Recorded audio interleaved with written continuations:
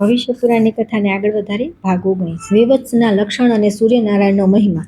વિષ્ણુ ભગવાને બ્રહ્માજીને પૂછ્યું કે બ્રહ્માંડ સંસારમાં મનુષ્ય વિષ રોગ ગ્રહ અને અનેક પ્રકારના ઉપદ્રવોથી પીડિત રહે છે. આ કયા કર્મનું ફળ છે કે કૃપા કરીને તમે કોઈ એવા ઉપાય બતાવો જેથી જીવોને રોગ વગેરે ઉપદ્રવો ન થાય. બ્રહ્માજીએ કહ્યું કે જેમણે પૂર્વજન્મમાં વ્રત ઉપવાસ વગેરે દ્વારા ભગવાન સૂર્યને પ્રસન્ન કર્યા નથી તે મનુષ્ય વિષ જ્વર ગ્રહ રોગ વગેરેના ભોગ બને છે, પરંતુ જે સૂર્યનારાયણની ઉપાસના કરે છે તેમને આદિ વ્યાધિ સતાવતા નથી. પૂર્વજન્મમાં ભગવાન સૂર્યની આરાધનાથી આ જન્મમાં આરોગ્ય પરમ બુદ્ધિ અને જે મનમાં ઈચ્છા કરે છે તે નિસંદેહ તેને પ્રાપ્ત કરી લે છે.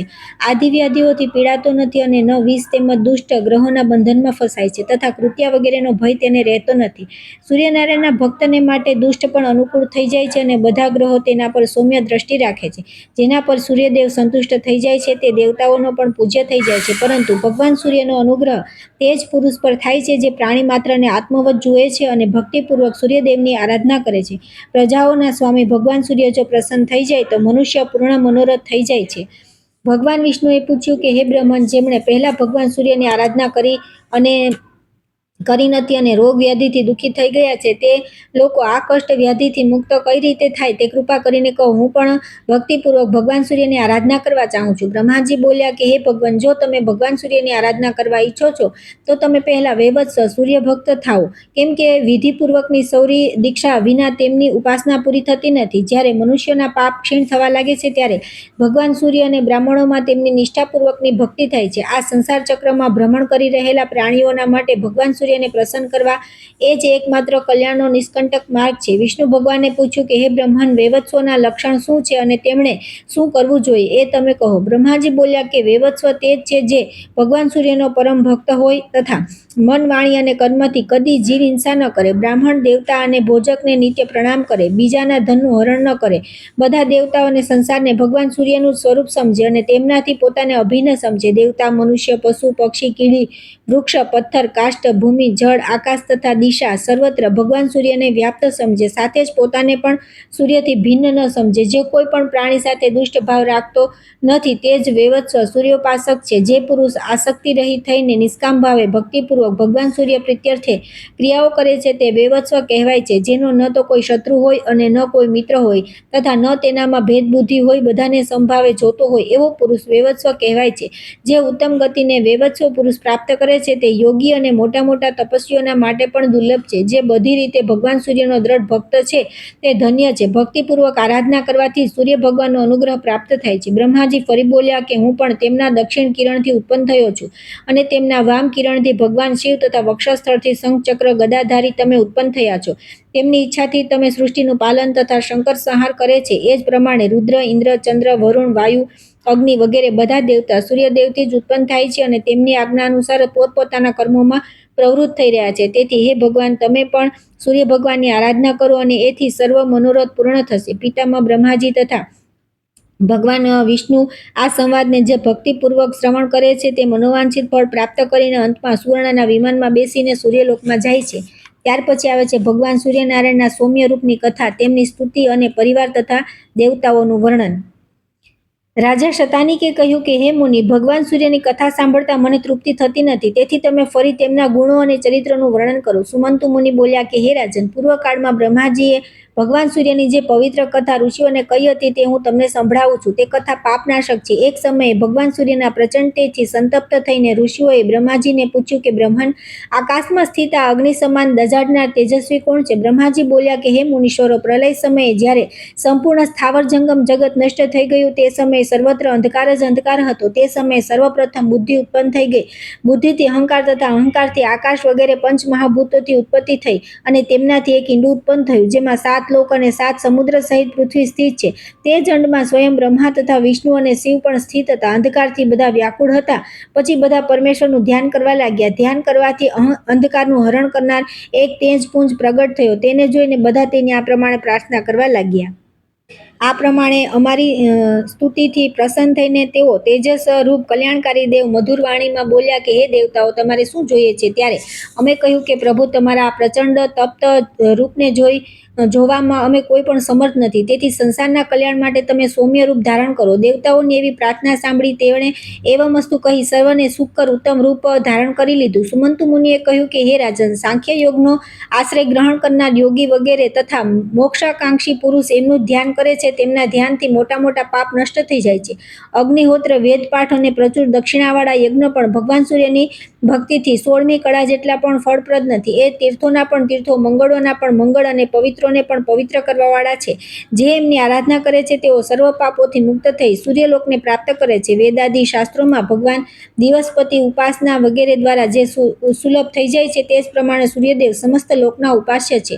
રાજા સતાનિકે પૂછ્યું કે હે મુનિ, દેવતા તથા ઋષિઓએ કઈ રીતે ભગવાન સૂર્યનું સૌમ્ય રૂપ બનાવ્યું એ તમે કહો. સુમંતી મુનિ બોલ્યા કે હે રાજન, એકવાર બધા ઋષિઓએ બ્રહ્મલોકમાં જઈ બ્રહ્માજીને પ્રાર્થના કરી કે હે બ્રહ્મન, અદિતિના પુત્ર સૂર્યનારાયણ આકાશમાં અત્યંત પ્રચંડ તેજથી તપી રહ્યા છે. જે પ્રમાણે નદીનો કિનારો સુકાઈ જાય છે, તે જ પ્રમાણે અખિલ જગત વિનાશને પ્રાપ્ત થઈ રહ્યું છે. અમે બધા પણ બહુ વ્યથિત છીએ અને તમારું આસન કમળ પુષ્પ પણ સુકાઈ રહ્યું છે. તમે ત્રણેય સુખી કોઈ નથી, તેથી તમે એવો ઉપાય કરો તેથી આ તેજ શાંત થઈ જાય. બ્રહ્માજીએ કહ્યું કે હે મુનીશ્વર, બધા દેવતાઓની સાથે તમે અને હું બધા સૂર્યનારાયણના શરણમાં જઈએ, એમાં જ સૌનું કલ્યાણ છે. બ્રહ્માજીની આજ્ઞાથી બ્રહ્મા, વિષ્ણુ, શંકર બધા દેવતાઓ અને ઋષિઓ તેમના શરણમાં ગયા. તેમણે ભક્તિભાવપૂર્વક નમ્ર થઈ અનેક પ્રકારે તેમની સ્તુતિ કરી. દેવતાઓની સ્તુતિથી સૂર્યનારાયણ પ્રસન્ન થઈ ગયા. ભગવાન સૂર્યનારાયણ બોલ્યા કે તમે લોકો વરદાન માગો. તે સમયે દેવતાઓએ આ જ વરદાન માગ્યું કે પ્રભુ, તમારા તેજને વિશ્વકર્મા ઓછું કરી દે એવી આજ્ઞા આપો. તેમણે દેવતાઓની પ્રાર્થના સ્વીકારી લીધી. ત્યારે વિશ્વકર્માએ તેમના તેજને ખરાદીને ઓછું કરી દીધું. તે તેજથી ભગવાન વિષ્ણુનું ચક્ર અને અન્ય દેવતાઓના ત્રિશૂળ, શક્તિ, ગદા, વજ્ર, બાણ, ધનુષ્ય, દુર્ગા વગેરે દેવીઓના આભૂષણ તથા શિવિકા, પરશુ વગેરે આયુધ બનાવી વિશ્વકર્માએ તે દેવતાઓને આપ્યા. ભગવાન સૂર્યનું તેજ સૌમ્ય થઈ જવાથી તથા ઉત્તમ ઉત્તમ આયુધ્ય પ્રાપ્ત કરીને દેવતા અત્યંત પ્રસન્ન થયા અને તેમણે ફરીથી તેમની ભક્તિપૂર્વક સ્તુતિ કરી. દેવતાઓથી સ્તુતિથી પ્રસન્ન થઈને ભગવાન સૂર્ય બીજા પણ અનેક વરદાન તેમને આપ્યા. ત્યાર પછી દેવતાઓએ પરસ્પર વિચાર કર્યો કે દૈત્યો વરદાન મેળવીને બહુ અભિમાની થઈ ગયા છે. તેઓ અવશ્ય ભગવાન સૂર્યનું હરણ કરવાનો પ્રયત્ન કરશે. તેથી તે બધાને નષ્ટ કરવા માટે તથા આમની રક્ષા માટે આપણે આમની ચારે બાજુ ઊભા રહી જવું જોઈએ, જેથી દૈત્યો સૂર્યને જોઈ ન શકે. આવું વિચારીને સ્કંદ દંડનાયકનું રૂપ ધારણ કરી ભગવાન સૂર્યની ડાબી બાજુ સ્થિત થઈ ગયા. ભગવાન સૂર્ય દંડનાયકને જીવોના શુભ અશુભ કર્મોને લખવાનો નિર્દેશ કર્યો. દંડનો નિર્ણય કરવા, દંડ નીતિનું નિર્ધારણ કરવાથી તેમનું દંડનાયક નામ પડ્યું. અગ્નિદેવ પિંગલ વર્ણના હોવાથી પિંગલ નામે પ્રસિદ્ધ થયા અને સૂર્ય ભગવાનની જમણી બાજુ સ્થિત થઈ ગયા. એ જ પ્રમાણે બંને પડખાઓમાં બંને અશ્વિની કુમાર સ્થિર થયા. તેઓ અશ્વરૂપથી ઉત્પન્ન થયા હોવાથી અશ્વિની કુમાર કહેવાયા. મહાબળશાળી રાગ્ન અને શ્રોષ એ બે દ્વારપાળ થયા. રાગ્ન કીર્તિકેયના અને શ્રોષ હરના અવતાર કહેવાય છે. લોકપૂજ્ય આ બંને દ્વારપાલ ધર્મ અને અર્થરૂપે પ્રથમ દ્વાર પર રહે છે. બીજા દ્વાર પર કલ્માશ અને પક્ષી આ બે દ્વારપાલ રહે છે. એમાં કલ્માશ યમરાજનું રૂપ છે અને પક્ષી ગરુડ રૂપ છે. આ બંને દક્ષિણ દિશામાં સ્થિત છે. કુબેર અને વિનાયક ઉત્તરમાં તથા દિંડી અને રેવંત પૂર્વ દિશામાં સ્થિત છે. દિંડી રુદ્રરૂપ છે અને રેવંત ભગવાન સૂર્યના પુત્ર છે. આ બધા દેવતા દૈત્યોને મારવા માટે સૂર્યનારાયણની ચારે બાજુ સ્થિત છે અને સુંદર રૂપવાળા વિરૂપ, અન્ય રૂપ અને કામરૂપ છે તથા અનેક પ્રકારના આયુધ ધારણ કરેલા છે. ચારેય વેદ પણ ઉત્તમ રૂપ ધારણ કરી ભગવાન સૂર્યની ચારે બાજુ સ્થિત છે. ત્યાર પછી આવે છે શ્રી સૂર્યનારાયણના આયુધ વ્યોમનું લક્ષણ અને મહાત્મ્ય. સુમંતુ મુનિએ કહ્યું કે હે રાજન, હવે ભગવાન સૂર્યના મુખ્ય આયુધ્ય વ્યોમના લક્ષણ કહું છું, તે તમે સાંભળો. ભગવાન સૂર્યનું આયુધ વ્યોમ સર્વદેવમય છે. તે 4 શૃંગોથી યુક્ત છે તથા સોનાનું બનેલું છે. જે પ્રમાણે વરુણનો પાસ, બ્રહ્માનો ઓંકાર, વિષ્ણુનું ચક્ર, ત્ર્યંબકનું ત્રિશૂળ તથા ઇન્દ્રનું આયુધ વજ્ર છે, તે જ પ્રમાણે ભગવાન સૂર્યનું આયુધ વ્યોમ છે. તે વ્યોમમાં 11 રુદ્ર, 12 આદિત્ય, 10 વિશ્વદેવ, 8 વસુઓ તથા 2 અશ્વિની કુમાર આ બધા પોતપોતાની કળાઓ સાથે સ્થિત છે. હર, સર્વ, ત્ર્યંબક, વૃષાકપી, શંભુ, કપર્દી, રૈવત, અપરાજિત, ઈશ્વર, અહિર્બુન્ય અને ભુવન આ 11 રુદ્ર છે. ધ્રુવ, ધર, સોમ, અનિલ, અનલ, અપ, પ્રત્યુષ અને પ્રભાસ આ 8 વસુ છે. નાસત્ય અને દસ્ત્ર આ 2 અશ્વિની કુમાર છે. ક્રતુ, દક્ષ, વસુ, સત્ય, કાલ, કામ, ધૃતિ, કુરુ, શંકુમાત્ર તથા વામન આ 10 વિશ્વદેવ છે. એ જ પ્રમાણે સાધ્ય, તુષિત, મરુત વગેરે દેવતા છે. એમાં આદિત્ય અને મરુત કશ્યપના પુત્ર છે. વિશ્વદેવ વસુ અને સાધ્ય આ ધર્મના પુત્ર છે. ધર્મનો ત્રીજો પુત્ર વસુ છે અને બ્રહ્માજીનો પુત્ર ધર્મ છે. સ્વયંભૂ, સ્વરોચિષ, ઉત્તમ, તામસ, રૈવત અને ચાક્ષુષ આ 6 મનુ તો વ્યતીત થઈ ગયા છે. વર્તમાનમાં 7મા વેવસ્વ મનુ છે. એક સાવરણી, બ્રહ્મ સાવરણી, રુદ્ર સાવરણી, ધર્મ સાવરણી, દક્ષ સાવરણી, રોચ્ય અને ભૌત્ય આ બધા મનુ આગળ થશે. આ 14 મન્વંતરોમાં ઇન્દ્રોના નામ આ પ્રમાણે છે: વિષ્ણુ, ભૂક, વિદ્યુતિ, વિભુ, પ્રભુ, શિખી તથા મજૌ. આ 6 ઇન્દ્ર વ્યતીત થઈ ગયા છે. ઓજસ્વી નામક ઇન્દ્ર વર્તમાનમાં છે. બલિ, અદ્ભુત, ત્રિદિવ, સુસાત્વિક, કીર્તિ, શતધામા તથા દિવસ્પતિ આ 7 ઇન્દ્ર આગળ થશે. કશ્યપ, અત્રિ, વસિષ્ઠ, ભરદ્વાજ, ગૌતમ, વિશ્વામિત્ર અને જમદગ્નિ આ સપ્તર્ષિ છે. પ્રવહ, અવહ, ઉદ્વહ, સંવહ, વિવહ, નિવહ અને પરિવહ આ 7 મરુત છે. દરેકમાં 7 મરુત ગણોનો સમૂહ છે. આ 49 મરુત આકાશમાં અલગ અલગ માર્ગે ચાલે છે. સૂર્યાગ્નિનું નામ શુચિ, વૈદ્યુત, અગ્નિનું નામ પાવક અને અરણી મંથનથી ઉત્પન્ન અગ્નિનું નામ પૌમાન છે. આ 3 અગ્નિઓ છે. અગ્નિઓના પુત્ર પૌત્ર 49 અને મરુત પણ 49 છે. સંવત્સર, પરિસંવત્સર, ઇન્દ્રસ્વર, અનવત્સર અને વત્સર આ 5 સંવત્સર છે. આ બ્રહ્માજીના પુત્ર છે. સૌમ્ય, બહિષદ અને અગ્નિસ્વાત આ 3 પિતર છે. સૂર્ય, સોમ, ભૌમ, બુધ, ગુરુ, શુક્ર, શનિ, રાહુ અને કેતુ આ 9 ગ્રહ છે. એ સદા જગતનો ભાવ અભાવ દર્શાવે છે. એમાં સૂર્ય અને ચંદ્ર મંડળ ગ્રહ, ભૌમથી શનિ તારાગ્રહ અને રાહુ કેતુ છાયા ગ્રહ કહેવાય છે. નક્ષત્રોના અધિપતિ ચંદ્રમા છે અને ગ્રહોના રાજા સૂર્ય છે. સૂર્ય કશ્યપના પુત્ર છે. સોમ ધર્મના, બુધ ચંદ્રના, ગુરુ અને શુક્ર પ્રજાપતિ ભૃગુના, શનિ સૂર્યના, રાહુ સિંહિકાના અને કેતુ બ્રહ્માજીના પુત્ર છે. પૃથ્વીને ભૂલોક કહે છે. ભૂલોકના સ્વામી અગ્નિ, ભુવરલોકના વાયુ અને સ્વર્લોકના સ્વામી સૂર્ય છે. મરુદગણ ભુવરલોક રહે છે અને રુદ્ર, અશ્વિની કુમાર, આદિત્ય, વસુગણ તથા દેવતાઓ સ્વર્ગમાં નિવાસ કરે છે. ચોથો મહરલોક છે, જેમાં પ્રજાપતિઓ સહિત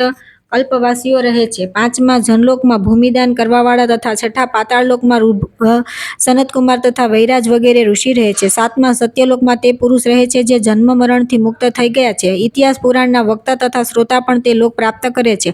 આને બ્રહ્મલોક પણ કહે છે. અહીં ન કોઈ પ્રકારનું વિઘ્ન છે અને ન કોઈ પ્રકારની બાધા. દેવ, દાનવ, ગંધર્વ, યક્ષ, રાક્ષસ, નાગ, ભૂત અને વિદ્યાધર આ 8 દેવ યોનિઓ છે. આ પ્રમાણે આ વ્યોમમાં 7 લોક સ્થિત છે. મરુત, પિતર, અગ્નિ, ગ્રહ અને 8 દેવ યોનિઓ તથા મૂર્ત, અમૂર્ત, દ્રશ્ય, અદ્રશ્ય બધા દેવતા આ વ્યોમમાં સ્થિત છે. તેથી જે ભક્તિ અને શ્રદ્ધાથી વ્યોમનું પૂજન કરે છે તેને સર્વ દેવતાઓના પૂજનનું ફળ પ્રાપ્ત થઈ જાય છે તથા તે સૂર્યલોકમાં જાય છે. તેથી પોતાના કલ્યાણ માટે સદા વ્યોમનું પૂજન કરવું જોઈએ. હે મહીપતે, આકાશ, ખ, દિક, વ્યોમ, અંતરિક્ષ, નભ, અંબર, પુષ્કર, ગગન, મેરુ, વિપુલ, બિલ, અપોદ, છિદ્ર, શૂન્ય, તમસ, રોદસી વ્યોમના આટલા નામ કહ્યા છે. લવણ, ક્ષીર, દધી, ધૃત, મધુ, ઇક્ષુ તથા સુસ્વાદુ જળવાળો આ 7 સમુદ્ર છે. હિમવાન, હેમકૂટ, નિષદ, નીલ, શ્વેત, શૃંગવાન આ 6 વર્ષ પર્વત છે. તેમના મધ્યમાં મહારાજત નામનો પર્વત છે. માહેન્દ્રી, આગ્નેય, યામ્યા, નૈઋતિ, વારુણી, વાયવ્ય, સૌમ્યા તથા ઈશાની આ દેવનગરીઓ ઉપર સમાશ્રિત છે. પૃથ્વીની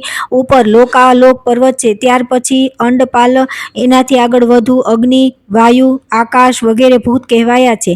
તેનાથી પર મહાન અહંકાર, અહંકારથી પર પ્રકૃતિ, પ્રકૃતિથી પર પુરુષ અને પુરુષથી પર ઈશ્વર છે. જેનાથી આ સંપૂર્ણ જગત આવૃત છે. ભગવાન ભાસ્કર જ ઈશ્વર છે. તેમનાથી આ જગત પરિવ્યાપ્ત છે. સહસ્ત્ર કિરણોવાળા મહાન તેજસ્વી ચતુર્બાહ્ય અને ચતુર્બાળી છે.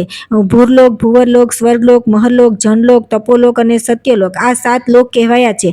ભૂમિની નીચે 7 લોક છે. તે આ પ્રમાણે છે: તલ, સુતલ, પાતાલ, તલાતલ, અતલ, વિતલ અને રસાતલ. કાંચન, મેરુ પર્વત ભૂમંડળની મધ્યમાં 4 રમણીય શિખરોથી યુક્ત વિસ્તરેલો છે તથા તે સિદ્ધ ગંધર્વો દ્વારા સેવિત છે. એની ઊંચાઈ 84,000 યોજન છે. એ 16,000 યોજન નીચે જમીનમાં છે. આ પ્રમાણે બધું મળીને 1,00,000 યોજન મેરુ પર્વતનો માન છે. તેનું સોમનસ નામનું પ્રથમ શિખર સોનાનું છે. જ્યોતિષક નામનું બીજું શિખર પદ્મરાગ મણીનું છે. ચિત્ર નામનું ત્રીજું શિખર સર્વધાતુમય છે અને ચંદ્રોજસ્ક નામક ચોથું શિખર ચાંદીનું છે. ગાંગેય નામક પ્રથમ સોમનસ શિખર પર ભગવાન સૂર્યનો ઉદય થાય છે. સૂર્યોદયથી જ બધા લોકો જુએ છે. તેથી તેનું નામ ઉદયાચલ છે. ઉત્તરાયણ થતા સોમનસ શિખરથી દક્ષિણાયન તથા જ્યોતિષક શિખરથી ભગવાન સૂર્ય ઉદિત થાય છે. મેષ અને તુલા ક્રાંતિઓમાં મધ્યના 2 શૃંગો શિખરોમાં સૂર્યનો ઉદય થાય છે. આ પર્વતોના ઈશાન કોણમાં ઈશ અને અગ્નિ કોણમાં ઇન્દ્ર, નારુત્ય કોણમાં અદ્રિ અને વાયવ્ય કોણમાં મરુત તથા મધ્યમાં સાક્ષાત બ્રહ્મા ગ્રહ તેમજ નક્ષત્ર સ્થિત છે. આને વ્યોમ કહે છે. વ્યોમમાં સૂર્ય ભગવાન સ્વયં નિવાસ કરે છે. તેથી તે વ્યોમ સર્વદેવમય અને સર્વલોકમય છે. હે રાજન, પૂર્વ કોણમાં સ્થિત શિખર પર શુક્ર છે. બીજા શિખર પર શનિ છે. ત્રીજા પર કુબેર, ચોથા શિખર પર પર સોમ છે, મધ્યમાં બ્રહ્મા વિષ્ણુ અને શિવ સ્થિત છે, પૂર્વોત્તર શિખર પર પિતૃઓ અને લોક પૂજિત ગોપતિ મહાદેવ નિવાસ કરે છે, પૂર્વાગ્નેય શિખર પર સાંડિલ્યનો નિવાસ છે, ત્યાર પછી મહાતેજસ્વી સૂર્યપુત્ર યમ નિવાસ કરે છે, નૈઋત્ય કોણના શિખર પર મહાબળશાળી વિરૂપાક્ષ નિવાસ કરે છે, ત્યારબાદ વરુણ સ્થિત છે, પછી મહાતેજસ્વી મહાબળી વીર મિત્ર નિવાસ કરે છે, બધા દેવોના નમસ્કાર્ય વાયવ્ય શૃંગનો શિખરનો આશ્રય કરીને નરવાહન કુબેર નિવાસ કરે છે, મધ્યમાં બ્રહ્મા, નીચે અનંત, ઉપેન્દ્ર અને શંકર સ્થિત છે, એને જ મેરુ વ્યોમ અને ધર્મ કહેવામાં આવે છે. આ વ્યોમ સ્વરૂપ મેરુ વેદમય નામે પ્રસિદ્ધ છે, ચારે શૃંગ ચાર વેદ સ્વરૂપ છે. ત્યાર પછી આવે છે સામ દ્વારા ભગવાન સૂર્યની આરાધના, કુષ્ઠ રોગથી મુક્તિ તથા સૂર્યસ્ત્વ રાજનું કથન.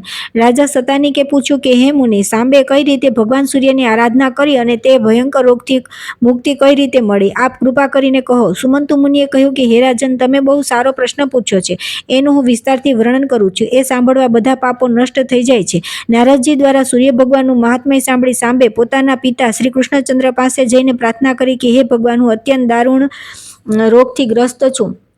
વેદો દ્વારા ઘણી ઔષધિઓ ગ્રહણ કરવા છતાં પણ મને શાંતિ મળી નથી. હવે મને આજ્ઞા આપો કે હું વનમાં જઈને તપસ્યા કરી મારા આ રોગથી છુટકારો પ્રાપ્ત કરું. પુત્રની વાત સાંભળીને ભગવાન શ્રી કૃષ્ણે આજ્ઞા આપી દીધી અને સામ પિતાની આજ્ઞા અનુસાર સિંધુના ઉત્તરમાં ચંદ્રભાગા નદીના તટ પર લોકવિખ્યાત મિત્રવન નામક સૂર્યક્ષેત્રમાં જઈને આરાધના કરવા લાગ્યા. તેઓ ઉપવાસ કરતા રહીને સૂર્યની આરાધનામાં તત્પર થઈ ગયા. તેમણે એટલું કઠોર તપ કર્યું કે તેમના શરીરમાં માત્ર અસ્થિ જ શેષ રહી ગયા. તેઓ દરરોજ આ ગુહ્ય સ્તોત્ર દ્વારા દિવ્ય, અવ્યય તથા પ્રકાશમાન આદિત્ય મંડળમાં સ્થિત ભગવાન ભાસ્કરની સ્તુતિ કરવા લાગ્યા. પ્રજાપતિ પરમાત્મન, તમે ત્રણેય લોકના નેત્ર સ્વરૂપ છો, પ્રાણી માત્રના આદિ છો, તેથી આદિત્ય નામે વિખ્યાત છો. તમે આ મંડળમાં મહાન પુરુષ રૂપે દેદીપ્યમાન થઈ રહ્યા છો. તમે જ અચિંત્ય સ્વરૂપ વિષ્ણુ અને પિતામહ બ્રહ્મા છો. રુદ્ર, મહેન્દ્ર, વરુણ, આકાશ, પૃથ્વી, જળ, વાયુ, ચંદ્ર, મેઘ, કુબેર, વિભાવસુ, યમ રૂપે આ મંડળમાં દેદીપ્યમાન પુરુષ રૂપે તમે જ પ્રકાશિત છો. આ તમારું સાક્ષાત મહાદેવમય ચરિત્ર અંશ સમાન છે. તમે કાળ તેમજ ઉત્પત્તિ સ્વરૂપ છો. તમારા મંડળના તેથી સંપૂર્ણ પૃથ્વી વ્યાપ્ત થઈ રહી છે. તમે સુધાવૃષ્ટિથી બધા પ્રાણીઓને પરિપુષ્ટ કરો છો. હે વિભાવસો, તમે જ અંતસ્થ મલેચ્છ જાતીય તેમજ પશુ પક્ષીની યોનિમાં સ્થિત પ્રાણીઓની રક્ષા કરો છો. ગલિત, કુષ્ઠ વગેરે રોગોથી ગ્રસ્ત તથા અંધ અને બધિરોને પણ તમે જ રોગમુક્ત કરો છો.